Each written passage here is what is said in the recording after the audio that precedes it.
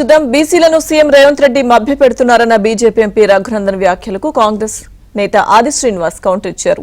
బీసీలపై Telangana BJP ఎంపీలు మొసలి కన్నీరు కారుస్తున్నారని మండిపడ్డారు. అందులో మీ లెక్కల ప్రకారమే రేవంత్ రెడ్డి గారు 56% బీసీలు ఉన్నారు. 56% బీసీలు ఉంటే 18 మంత్రులలో 10 మంది మంత్రులు ముందు బీసీలకు ఇయ్యండ్రి. అది ఇయ్యడం చేత కాదు, కానీ రేపు సర్పంచ్ ఇస్తా, ఎంపీటీసీ ఇస్తా, బీజేపీకి చేత కాదు. అరే నేను అడుగుతున్నా, నువ్వు ముఖ్యమంత్రి ఇయ్యాలకి 18 నెలలు అయిపోయిందన్నా, ఎవరు ఎంత ఉంటే వాళ్ళకి అంత ఇవ్వమని రాహుల్ గాంధీ చెప్పిండు. రాహుల్ గాంధీ మాట నాకు వేదవాక్కు అని రేవంత్ రెడ్డి గారు చెప్తారు, సోనియమ్మ మాట శిలాశాసనం అని చెప్తారు.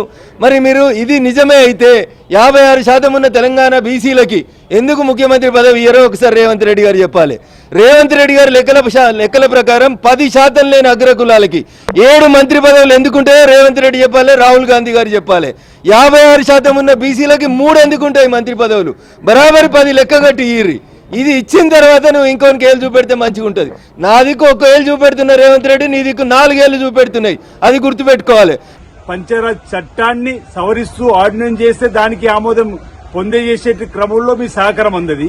షెడ్యూల్ 9 లో చేర్చుకుంటే మీ సహకారం అందది. ముందుగా మీ నరేంద్ర మోడీ గారితో మాట్లాడి ఈరోజు ఈ బీసీ బిల్లుకు ఆమోదం పొందేలా ఈరోజు షెడ్యూల్ 9 లో చేర్చే విధంగా మీరు ప్రయత్నం చేయాలని చెప్పండి. ఈ సందర్భంగా బీసీలపై కపట ప్రేమ మానుకోమంటున్నాం, బీసీలపై మొసలి కన్నురు మీద మార్చమంటున్నాం. మీది అగ్రకుల అహంకారంగా ఉన్నటువంటి విధంగా మాట్లాడేటువంటి మాటలు సరిగాదని మాట చెప్తున్నాం. కులగణన జరిపి 56% ఉందని తేలిన తర్వాత 42% రాజకీయ, విద్య, ఉద్యోగాల్లో స్థానిక సంస్థల్లో ఈ రోజు ముందుకు పోవడం కోసం ప్రయత్నం చేస్తుంటే మీరు సహకరించాల్సింది పోయి ఈ రోజు మమ్మల్ని విమర్శించడం మానుకోవాల్సింది కోరుతా ఉన్నా. ఇప్పటికీ మీకు చిత్తశుద్ధి ఉంటే మా చిత్తశుద్ధిని మీరు శంకించాల్సిన అవసరం లేదు. భారతీయ జనతా పార్టీ కులగణన జరిపినాం. రాష్ట్ర శాసనసభలో 42% విద్య, ఉద్యోగులతో పాటు రాజకీయంగా స్థానిక సంస్థలు ఇవ్వాలని చెప్పని బిల్లును ఆమోదింపజేసి మీ కేంద్రం పంపించినాం. మీ చిత్తశుద్ధి నిరూపించుకోవాల్సిన అవసరం ఉంది.